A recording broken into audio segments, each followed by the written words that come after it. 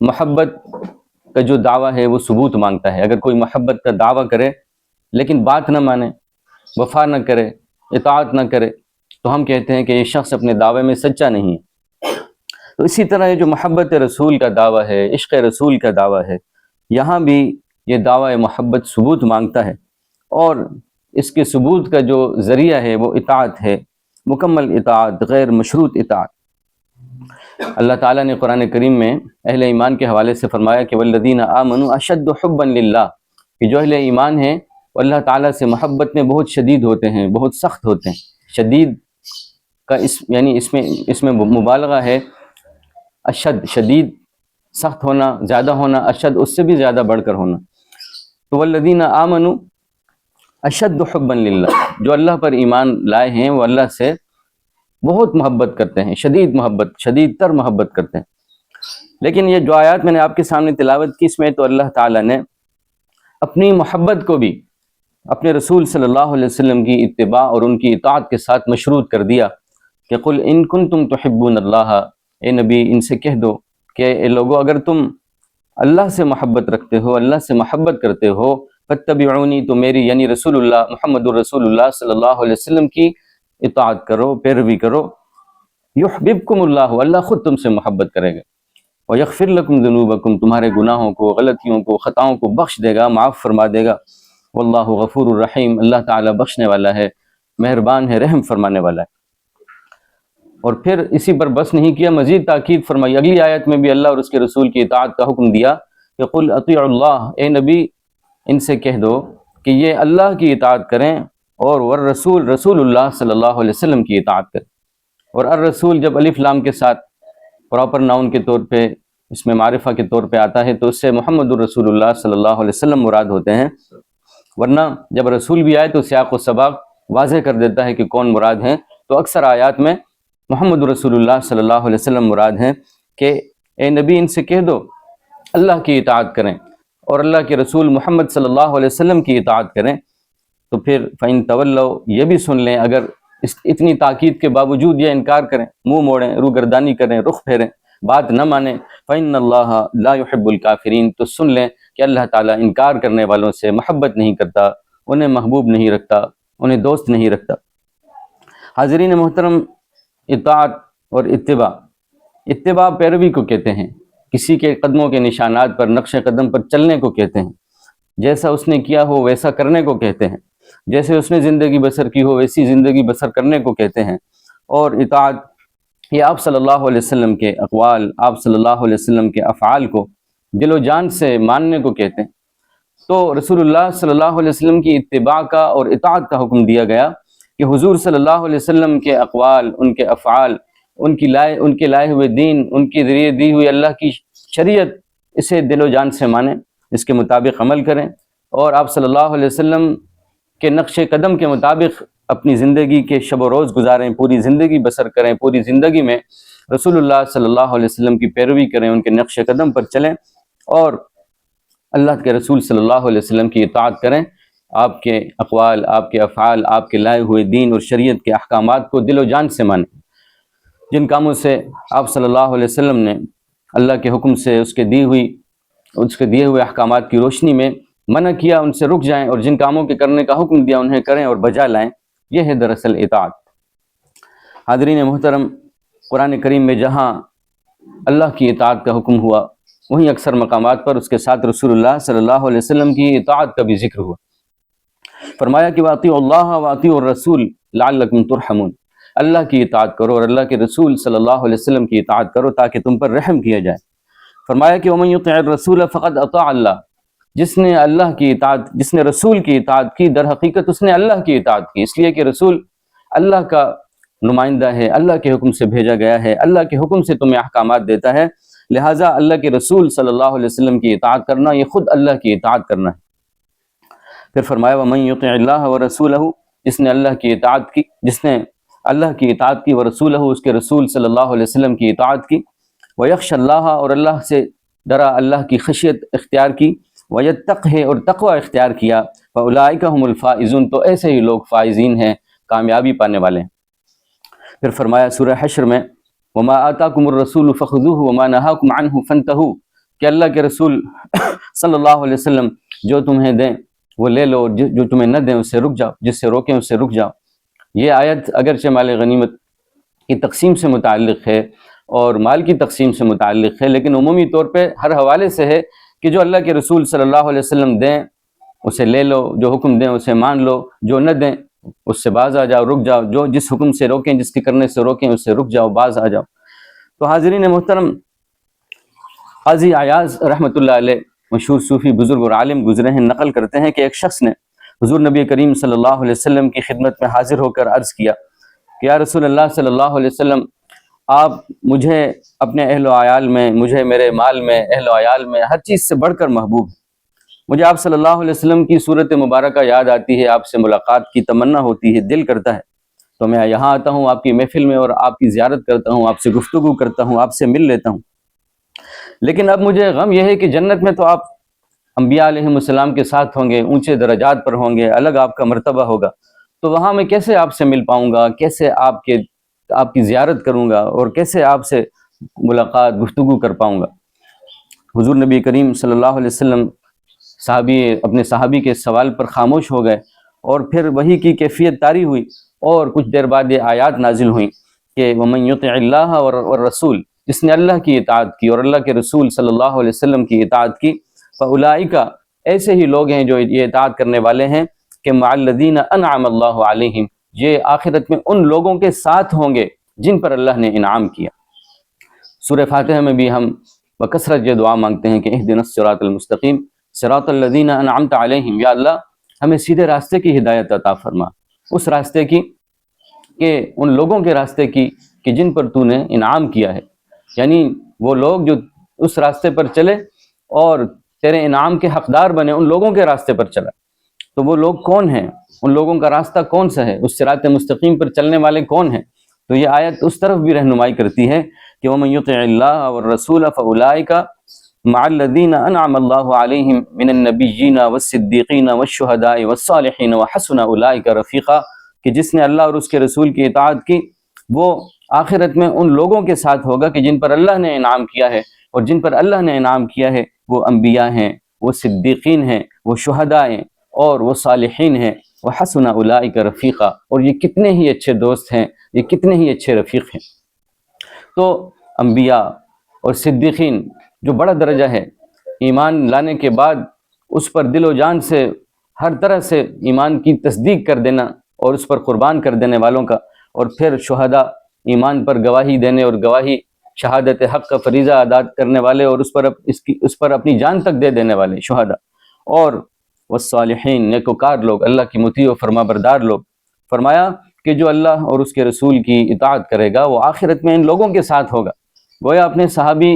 کو جواب دیا کہ تم فکر مت کرو، اگر تم دنیا میں اللہ کی اطاعت کرو گے، میری رسول اللہ صلی اللہ علیہ وسلم فرما رہے ہیں کہ میری اطاعت کرو گے، تو پھر جس طرح دنیا میں تمہارا مجھ سے ملنے کا دل کرتا ہے تم آ کر مجھ سے مل لیتے ہو، میری ملاقات تم سے ہو جاتی ہے، اگر تم سیدھے راستے پر چلو گے، اللہ اور اس کے رسول کی اطاعت کرو گے، تو آخرت میں بھی تم انبیاء کے ساتھ، صدیقین کے ساتھ، شہداء کے ساتھ، صالحین کے ساتھ تمہارا مقام ہوگا، تمہاری جگہ ہوگی، اور تم وہاں بآسانی مجھ سے مل لو گے، مجھ سے مل سکو گے، میرا دیدار کر سکو گے، میری زیارت کر سکو گے۔ حضرت ابو ہریرہ رضی اللہ عنہ روایت کرتے ہیں کہ رسول اللہ صلی اللہ علیہ وسلم نے ارشاد فرمایا کل امتی يدخلون الجنت الا من ابا، کہ میرا ہر امتی جنت میں داخل ہوگا سوائے اس کے کہ جس نے انکار کیا۔ تو پوچھا گیا قیل ومن ابا، یا رسول اللہ صلی اللہ علیہ وسلم جنت میں داخلے سے انکار کرنے والے کون ہیں، کون ہو سکتے ہیں کہ جو جنت میں داخل ہونے سے انکار کریں؟ قال من اطاعنی، جس نے میری اطاعت کی، میرے اسوہ حسنہ کی پیروی کی، دخل الجنت، تو وہ جنت میں جائے گا، ومن عصانی، اور جس نے میری نافرمانی کی، فقد ابا، تو اس نے میرا انکار کیا۔ یہ صحیح بخاری کی روایت ہے، یعنی حضور صلی اللہ علیہ وسلم کی اطاعت نہ کرنا، عملی زندگی میں حضور صلی اللہ علیہ وسلم کی، آپ کے دین کی، آپ کے اسوہ حسنہ کی، آپ کی شریعت کی پیروی نہ کرنا، اس کے مطابق زندگی نہ گزارنا، یہ عملی انکار ہے۔ اور آپ صلی اللہ علیہ وسلم نے فرمایا کہ سارے لوگ جنت میں جائیں گے سوائے ان کے جنہوں نے انکار کیا، اور انکار کرنے والے کون ہیں؟ کہ جو اللہ کے رسول صلی اللہ علیہ وسلم کی نافرمانی کریں گے۔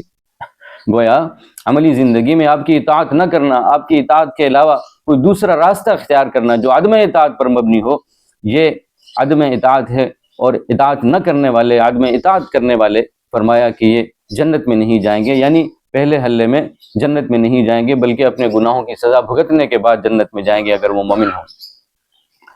حاضرین محترم، قرآن کریم نے کسی ایک شعبے یا کسی ایک گوشے میں نہیں بلکہ زندگی کے ہر شعبے میں، ہر پہلو میں محمد مصطفیٰ صلی اللہ علیہ وسلم کو اسوہ حسنہ قرار دیا، رول ماڈل اور آئیڈیل قرار دیا، نمونہ عمل قرار دیا، اور فرمایا لقد کان لکم فی رسول اللہ اسوۃ حسنہ، کہ تمہارے لیے رسول اللہ صلی اللہ علیہ وسلم میں، ان کی زندگی میں، ان کے طرز زندگی میں اسوہ حسنہ ہے، بہترین نمونہ ہے، بہترین طرز زندگی، بہترین طرز عمل ہے۔ لمن کان یرجو اللہ والیوم الآخرہ، ہر اس شخص کے لیے کہ جو اللہ اور آخرت کی امید رکھتا ہے، گویا مومن ہے، اللہ اور آخرت پر ایمان رکھتا ہے، اور وذکر اللہ کثیرا، اور کثرت سے اللہ کو یاد کرتا ہے، اللہ کا ذکر کرتا ہے۔ تو حاضرین محترم، اللہ کو یاد کرنا، اللہ کا ذکر عملی یہی ہے کہ ہر کام کرتے ہوئے یہ پیش نظر رہے کہ اللہ کا اس بارے میں حکم کیا ہے، اللہ کی کیا احکامات کیا ہیں، اس کی تعلیم کیا ہے۔ یہ اللہ کا ذکر عملی ہے، اور اللہ کا ذکر عملی یہ ہمیں نبی اکرم صلی اللہ علیہ وسلم کے اسوہ حسنہ کی طرف لے جاتا ہے، اس لیے کہ اللہ کا دین، اس کی شریعت ہمیں اس کے رسول محمد الرسول اللہ صلی اللہ علیہ وسلم کے ذریعے پہنچی۔ تو اللہ کا ذکر ہمیں اللہ کے رسول سے جوڑتا ہے، اللہ کی یاد عملی زندگی میں کہ اس مرحلے پر، زندگی کے اس قدم پر میں کیا کروں، کیا طرز عمل اختیار کروں، تو اس بارے میں اللہ کیا فرماتا ہے۔ تو اللہ کیا فرماتا ہے وہ ہمیں قرآن سے پتہ چلتا ہے، حضور صلی اللہ علیہ وسلم کی سنت سے پتہ چلتا ہے، آپ کی حیات طیبہ سے، آپ کی سیرت سے پتہ چلتا ہے۔ تو حاضرین محترم، نبی اکرم صلی اللہ علیہ وسلم اسوہ حسنہ ہیں، اور زندگی کے مختلف پہلوؤں میں، مختلف گوشوں میں، انفرادی زندگی میں، اجتماعی زندگی میں، انفرادی اور اجتماعی زندگی کے مختلف پہلوؤں میں اسوہ حسنہ ہیں۔ اور اللہ تعالیٰ نے ارشاد فرمایا وَمَن يُطِعِ اللَّهَ وَرَسُولَهُ فَقَدْ فَازَ فَوْزًا عَظِيمًا، جس نے اللہ کی اطاعت کی اور اس کے رسول کی اطاعت کی وہ بڑی کامیابی پا گیا۔ اور فرمایا کہ وَمَن يَعْصِ اللَّهَ وَرَسُولَهُ فَقَدْ ضَلَّ ضَلَالًا مُبِينًا، کہ جس نے اللہ اور اس کے رسول کی نافرمانی کی تو وہ کھلی گمراہی میں جا پڑا اور واضح طور پر راستہ بھٹک گئے۔ آپ صلی اللہ علیہ وسلم نے ارشاد فرمایا لا يؤمن احدكم حتى يكون هواه تبعا لما جئت به، کہ تم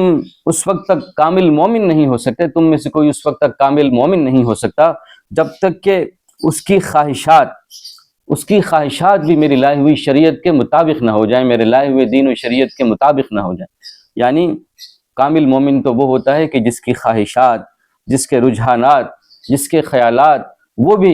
اللہ کے رسول صلی اللہ علیہ وسلم کے دین اور ان کی شریعت کے مطابق ہو جائیں، وہ عمل سے پہلے اپنے رجحانات کو، خیالات کو، خواہشات کو بھی اللہ اور اس کے رسول کے دین پر، اللہ کے رسول صلی اللہ علیہ وسلم کی سنت اور ان کی سیرت اور ان کی شریعت پر پرکھتا ہو کہ میری یہ خواہشات، میرے یہ خیالات، یہ میری تمنائیں اور آرزوئیں کیا اللہ اور اس کے رسول صلی اللہ علیہ وسلم کے دین و شریعت کی منشا کے مطابق ہیں یا اس کے خلاف ہیں۔ اس لیے حاضرین محترم، ہم دیکھتے ہیں کہ حضور نبی کریم صلی اللہ علیہ وسلم کے صحابہ کرام ہمیں اتباع رسول کے خوگر نظر آتے ہیں، اطاعت رسول کے پیکر نظر آتے ہیں، اور مختلف صحابہ کی انفرادی زندگیوں میں آپ دیکھیے، اجتماعی طرز عمل کو دیکھیے، بکثرت آپ کو اس کی مثالیں ملیں گی۔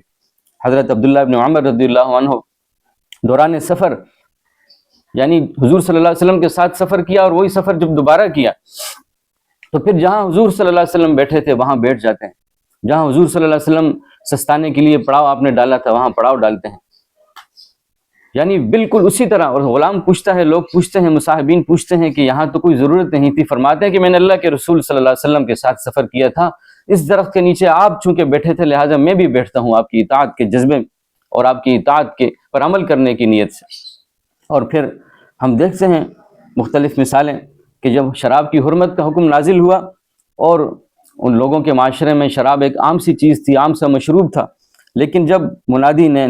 صدا لگانے والے نے صدا لگائی کہ لوگوں، اللہ کے رسول صلی اللہ علیہ وسلم کا اعلان ہے کہ اللہ نے شراب کو قطعی حرام کر دیا ہے، تو پھر لوگ بتاتے ہیں کہ جس کے منہ کے ساتھ پیالہ لگا ہوا تھا اس نے وہ جام، وہ پیالہ ہٹا دیا، اور جس کے گھر میں برتنوں میں شراب رکھی ہوئی تھی اس نے وہ شراب گلیوں میں بہا دی، اور مدینے کی گلیوں میں شراب بہنے لگی۔ یہ رسول اللہ صلی اللہ علیہ وسلم کی اطاعت کا ایک عملی مظہر ہے، کہ عملی نمونہ ہے، عملی ثبوت ہے۔ عبداللہ ابن عباس رضی اللہ عنہ روایت کرتے ہیں کہ رسول اللہ صلی اللہ علیہ وسلم نے ایک آدمی کے ہاتھ میں سونے کی انگوٹھی دیکھی تو اسے اتار کر پھینک دیا، اور فرمایا کہ کیا تم جانتے بوجھتے اپنے ہاتھ میں آگ کا انگارہ پہنتے ہو؟ اور پھر رسول اللہ صلی اللہ علیہ وسلم وہاں سے تشریف لے گئے. یعنی حضور صلی اللہ علیہ وسلم کے پاس لوگ دور دراز قبائل سے بھی آتے تھے، اور بعض لوگوں کو مثلاً کوئی 6 مہینے بعد آ رہا ہے، کوئی سال بعد آ رہا ہے، تو اس دوران کسی نئے حکم کا پتہ نہیں ہوتا تھا، اطلاع نہیں ہوتی تھی. تو ممکن ہے کہ ان صحابی کو سونے کے مردوں پر حرام ہونے کی اطلاع نہ ہوئی ہو، چنانچہ انہوں نے انگوٹھی پہن رکھی تھی، لیکن رسول اللہ صلی اللہ علیہ وسلم نے ان سے انگوٹھی لے کر پھینک دی، سونے کے استعمال سے منع فرمایا. تو جب حضور صلی اللہ علیہ وسلم وہاں سے تشریف لے گئے تو بعد میں کسی نے ان سے کہا کہ اب یہ انگوٹھی اٹھا لو، استعمال مت کرو، کام میں لے آؤ، بیچ دو اور کسی اور کام میں لے آؤ. تو اس صحابی نے کہا کہ لا واللہ لا آخذہ ابدا وقد طرحہ رسول اللہ صلی اللہ علیہ وسلم، اللہ کی قسم میں سونے کی انگوٹھی اب نہیں اٹھاؤں گا جبکہ اللہ کے رسول صلی اللہ علیہ وسلم نے مجھ سے لے کر اسے پھینکا ہے. حضور صلی اللہ علیہ وسلم کی پھینکی ہوئی چیز کو، مجھ سے لے کر پھینکی ہوئی چیز کو اب میں کیسے اٹھا سکتا ہوں؟ یہ صحیح مسلم کی روایت ہے. یعنی پھینکی ہوئی اس انگوٹھی کو استعمال کر کے کسی اور کام میں لے آنا، خود استعمال نہ کرنا سونا، اس کی انہیں اجازت تھی، لیکن محبت اور اطاعت اور وفاداری اور جانثاری کا جذبہ یہ تھا کہ انہوں نے کہا کہ نہیں، اب میں خود نہیں اٹھاؤں گا اسے، اللہ کے رسول نے مجھ سے لے کر پھینکی. حضرت عمر فاروق رضی اللہ عنہ کے بارے میں آتا ہے کہ حجر اسود کو بوسہ دیتے ہوئے فرمایا اما واللہ انی لا اعلم انک حجر، اے حجر اسود میں جانتا ہوں کہ تم محض ایک پتھر ہو، لا تضر ولا تنفع، تم خود نہ نفع پہنچا سکتے ہو نہ نقصان دے سکتے ہو. ولولا رأیت رسول اللہ صلی اللہ علیہ وسلم یقبلک ما قبلتک، میں اللہ کے رسول صلی اللہ علیہ وسلم کو اگر میں نے دیکھا نہ ہوتا کہ حجر اسود اس نے تمہیں، آپ صلی اللہ علیہ وسلم نے تمہیں بوسہ دیا ہے، چوما ہے، کبھی تمہیں نہ چومتا. یعنی حجر اسود سے کہہ رہے ہیں کہ حجر اسود، میں اللہ کے رسول کی اتباع اور ان کی محبت میں تمہیں بوسہ دیتا اور چومتا، ورنہ میرا ایمان ہے کہ نفع نقصان اللہ کے ہاتھ میں ہے اور تم محض ایک پتھر ہو. حاضرین محترم، اسی طرح عبد الرحمن ابن ابی خراد رضی اللہ عنہ روایت کرتے ہیں کہ نبی اکرم صلی اللہ علیہ وسلم ایک مرتبہ تو وضو فرما رہے تھے، فجعل اصحابہ یتمسحون بوضوئہ، سفر تھا یا کوئی پڑاؤ تھا کہ آپ کے صحابہ بھی آپ کے گرد تھے، آپ کے ارد گرد تھے، اور آپ صلی اللہ علیہ وسلم کے جو وضو کا پانی ہے، وضو کے پانی کو کہتے ہیں، وضو کے عمل کو وضو کرنے کو کہتے ہیں، اور وضو کے برتن کو کہتے ہیں، یہ عربی زبان کی ایک فصاحت ہے. تو بہرحال فجعل اصحابہ یتمسحون بوضوئہ، حضور نبی کریم صلی اللہ علیہ وسلم کے صحابہ کرام آپ کے وضو کا جو پانی تھا، بچا ہوا گرتے ہوئے جو پانی کے قطرے تھے، انہیں اپنے ہاتھوں میں ایک دوسرے سے آگے بڑھ کر لپک کر لیتے اور اسے اپنے چہرے پر ملتے، اپنے جسم پر ملتے، اور آپ کی محبت اور عقیدت میں یہ کرتے. یتمسحون بوضوئہ فقال لهم النبی صلی اللہ علیہ وسلم، رسول اللہ صلی اللہ علیہ وسلم نے انہیں یہ کرتا دیکھا کہ میرے وضو کے بچے ہوئے پانی کے قطروں کو اپنے ہاتھوں میں لیتے ہیں، اپنے چہرے پر لگاتے ہیں، اپنے جسم پر ملتے ہیں. تو پوچھا ما يحملكم على هذا، تمہیں یہ کرنے پر کس چیز نے آمادہ کیا، تم کیوں ایسا کر رہے ہو؟ قالوا حب اللہ ورسولہ، انہوں نے کہا کہ اللہ اور اس کے رسول کی محبت میں ہم ایسا کرتے ہیں کہ اللہ کے رسول صلی اللہ علیہ وسلم کے وضو کے استعمال شدہ پانی کو بھی زمین پر گرنے نہیں دیتے، بلکہ اسے اپنے ہاتھوں میں لیتے ہیں، اپنے چہرے پر لگاتے ہیں، جسم پر ملتے ہیں. تو اللہ کے رسول صلی اللہ علیہ وسلم نے ان کے اس عمل پر، عقیدت کے اس عمل پر کوئی تنقید نہیں کی، نکیر نہیں فرمائی، منع بھی نہیں فرمایا، گویا خاموش رہے، گویا تحسین کی، لیکن اس سے آگے بڑھ کر انہیں ایک نصیحت کی اور فرمایا کہ من سرہ ان یحب اللہ ورسولہ او یحبہ اللہ ورسولہ، جسے یہ بات پسند کرتی ہے کہ وہ اللہ اور اس کے رسول سے محبت کرے، جسے یہ بات خوش کرتی ہے کہ اللہ اور اس کا رسول اس سے محبت کریں، یا وہ شخص اللہ اور اس کے رسول سے محبت کرے، تو اسے چاہیے کہ فلیصدق حدیثہ، کہ جب وہ بولے تو سچ بولے، سچی بات کرے، گفتار کا، کردار کا، عمل کا سچا ہو.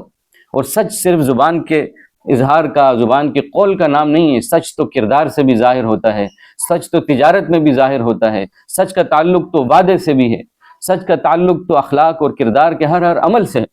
چنانچہ فرمایا کہ تم میرے وضو کے پانی کے قطروں کو جو اپنے چہروں پر لگاتے ہو ٹھیک ہے، اچھا ہے، لیکن جسے اللہ اور اس کے رسول کی محبت خوش کرتی ہو، یا جو چاہتا ہو کہ اللہ اور اس کے رسول اس سے محبت کریں، اس سے وہ خوش ہوتا ہو، تو فلیصدق حدیثہ، وہ بات کرے تو سچ بولے، وَإِذَا حَدَّثَ، جب بھی بولے سچ بولے، وَلْيُؤَدِّ أَمَانَتَهُ، اور امانت داری کا مظاہرہ کرے، جب امانت اس کے پاس رکھوائی جائے تو دیانت داری کا ثبوت دے، اذا تمنا، جب بھی اس کے پاس امانت رکھوائی جائے، وَلْيُحْسِنْ جَوَارَهُ مَنْ جَاوَرَهُ، اور جہاں بھی اس کو پڑوسی بننا میسر آئے، جس کا بھی پڑوسی بنے، سفر میں، حضر میں، جہاں بھی جب اس کو کسی کا پڑوسی بننا پڑے، کسی کا رفیق بننا پڑے، تو اپنے پڑوسی کے ساتھ حسن سلوک سے پیش آئے۔ وَلْيُحْسِنْ جِوَارَهُ، اپنے پڑوسی کے ساتھ اچھا سلوک کرے۔ یعنی آپ صلی اللہ علیہ وسلم نے عقیدت کی بھی تحسین فرمائی، منع نہیں فرمایا، لیکن ساتھ ہی عملی زندگی میں اطاعت کا درس دیا کہ عقیدت رکھو، لیکن اس کا بہترین طریقہ یہ ہے، اور عقیدت کا، محبت کا منطقی نتیجہ یہ ہے کہ عملی زندگی میں میری اطاعت کرو، میرے اسوہ حسنہ پر چلو، اور اپنے کردار اور اخلاق اور اعمال کے حوالے سے میری پیروی کرو۔ حاضرین محترم، اسی طرح ہم دیکھتے ہیں نبی اکرم صلی اللہ علیہ وسلم کی محبت، ان کی اطاعت ڈسپلن اور نظم و ضبط کے حوالے سے اس واقعے میں نظر آتی ہے کہ جب غزوہ تبوک سے 3 مخلص صحابی پیچھے رہ گئے تھے، اور منافقین تو آتے تھے، بہانے بناتے تھے۔ جب غزوہ تبوک سے حضور صلی اللہ علیہ وسلم واپس تشریف لے آئے تو منافقین تو سمجھتے تھے کہ اتنی بڑی سپر پاور سے مقابلہ ہے روم سے، یہ تو زندہ واپس ہی نہیں آئیں گے۔ جب آ گئے تو حیران ہوئے اور پھر اپنے جھوٹے عذر بہانے پیش کرنے لگے۔ حضور صلی اللہ علیہ وسلم عذر سنتے اور معاف کرتے چلے جاتے تھے۔ 3 وہ صحابی کے جو مخلص تھے، انہوں نے سچ بولا کہ یا رسول اللہ صلی اللہ علیہ وسلم کوئی عذر نہیں تھا، کوئی معقول وجہ نہیں تھی، بس اپنی سستی، کوتاہی، کمی کی وجہ سے ہم رک گئے۔ تو جو منافقین تھے انہیں کوئی سزا نہ ملی بظاہر، یعنی گلہ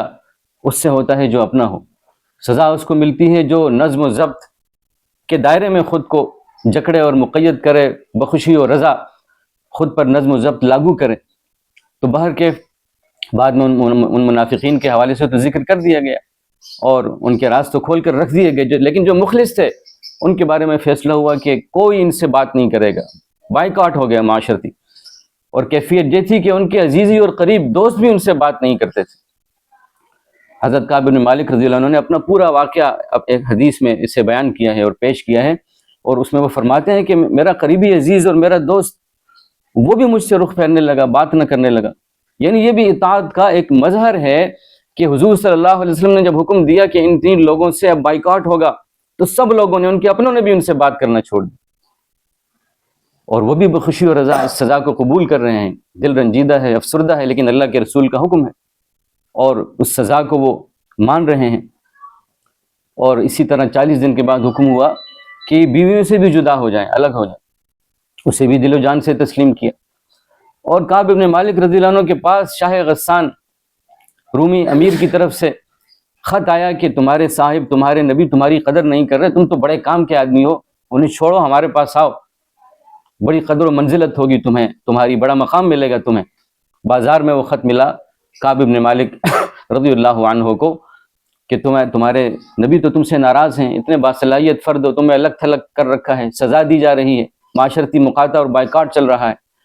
انہوں نے ایک خط پڑھا، ایک لمحے کو دیکھا اور پھر اسے چیر دیا، پھاڑ دیا، ٹکڑے ٹکڑے کر دیے اس خط کے، اور ثبوت دیا میں اللہ کے رسول کی وفاداری پر راضی ہوں، اللہ کے رسول کی اطاعت پر راضی ہوں۔ اور پھر 50ویں دن ان کی توبہ قبول ہوئی، وہی نازل ہوئی، قبولیت توبہ کی آیات نازل ہوئیں، تو وہ ان کے لیے بڑی خوشی کا منظر تھا۔ لیکن عرض کرنے کا مقصد یہ ہے کہ اس پورے واقعے میں ڈسپلن کی، اطاعت کی ایک نئی جہت ہے، ایک نیا پہلو ہے کہ اس میں حضور صلی اللہ علیہ وسلم کی اطاعت ہے، حضور صلی اللہ علیہ وسلم سے وفاداری ہے، اور آپ صلی اللہ علیہ وسلم کی لائی ہوئی شریعت اور ان کے دین سے وفاداری ہے۔ تو حاضرین محترم، نبی اکرم صلی اللہ علیہ وسلم کے صحابہ کرام کی آپ صلی اللہ علیہ وسلم پر ایمان، ان سے محبت، ان سے عقیدت، اور عملاً ان کی وفاداری اور ان کی اطاعت، ان کے اسوہ حسنہ کے مطابق زندگی گزارنا اور ان کی اتباع، یہ وہ عنوانات تھے کہ جس کے نتیجے میں 23 سالہ جد و جہد کے بعد وہ عرب و حجاز مقدس وہ مقام بنا کہ جہاں اسلام غالب ہوا، اور اس کے بعد پوری دنیا میں اسلام کا پیغام پھیلا اور اسلام کا پرچم بلند ہوا اور اسلام اور اس کی تعلیمات غالب ہوئیں۔ حاضرین محترم، آج بھی ہمارے مسائل کا حل اور ہمارے دین کے غلبے کا طریقہ یہ ہے کہ ہم اللہ اور اس کے رسول صلی اللہ علیہ وسلم کے وفادار بنیں، ایمان لانے کے بعد پوری زندگی رسول اللہ صلی اللہ علیہ وسلم کی اطاعت، اتباع اور فرمانبرداری میں گزاریں، اور آپ صلی اللہ علیہ وسلم کی اطاعت کریں، آپ کی اتباع کریں۔ اور علامہ اقبال علیہ الرحمہ نے جواب شکوہ میں آخر میں یہی نسخہ بتایا تھا کہ رسول اللہ صلی اللہ علیہ وسلم سے وفا کی، محمد سے وفا تو نے، تو ہم تیرے ہیں، یہ جہاں چیز ہے کیا لوح و قلم تیرے ہیں۔ تو یہ حضور صلی اللہ علیہ وسلم سے وفا ہے، یہ حضور نبی کریم صلی اللہ علیہ وسلم سے محبت ہے، ان کی اطاعت ہے، ان کی اتباع ہے۔ اچھا، اس میں میرا ایک سوال تھا، وہ آپ نے ایک جو آیت پڑھی تھی جس کے اندر جو ہے وہ انبیاء، صدیقین، شہداء اور صالحین کا ذکر ہے، اور اس میں پھر آپ نے بتایا کہ جو ہے وہ حضور کی اتباع کرنے والے لوگ ان کے ساتھ جائیں گے، تو ان چار کے علاوہ بھی کوئی کیٹیگری ہے کہ لوگ جو ہے وہ ساتھ جائیں گے، یا پھر اسی میں سے جو ہے وہ؟ لیکن یہ بھی ایسی کیٹیگریز ہیں کہ جو جامع ہیں. صالحین میں تقریباً ہر وہ شخص مومن جو صالح ہے، جس کا عمل سنت کے مطابق ہے، جس کا عمل قرآن و سنت کے مطابق ہے. تو یہ ایسی کیٹیگریز ہیں کہ جس میں کسی نہ کسی پہلو سے ہر مومن داخل ہو جاتا ہے، شامل ہو ہی جائے گا انشاءاللہ.